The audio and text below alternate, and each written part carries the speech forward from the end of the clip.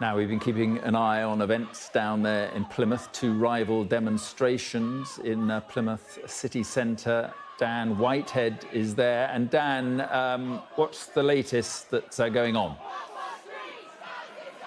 Well, tensions are just flaring up again. It had gone a little bit quieter, but as you can see here, in the last couple of minutes, the crowd on either side of these two separate protests has surged, and they've been throwing a lot of glass bottles over the central reservation of this main road in the centre of Plymouth, and that has caused these riot police officers to come in and push both sides of the crowd back. I mean, they're almost helped now because they've gone up further up the street, which has got a barrier between them.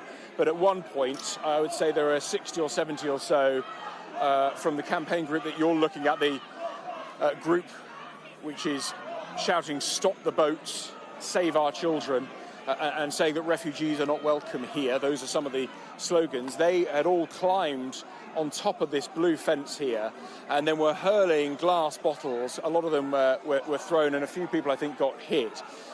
They've now been pushed back, as you can see, to the Royal Parade bus stop there, and they've further separated them. But this is the tension where it sort of ebbs and flows. It gets a little bit quieter, and then there's suddenly a flashpoint, and both sides of these two groups who've been protesting now for over an hour flared up. The protesters you're looking at now, as I say, are that group, slightly smaller in number. I'd say there's still a good 200 or 300 or so of them who have come, we know, as well as Cornwall, as well as Devon here.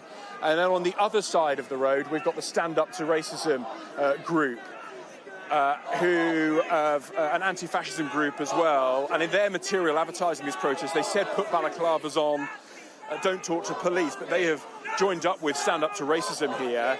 The Stand Up to Racism group have actually kept well back in that main square where their protests were organised. They have not got involved in the violence which has erupted further up the street here in Plymouth. They're staying there. They are the largest in number, although it has gone down slightly now, but there's still clearly several hundred here.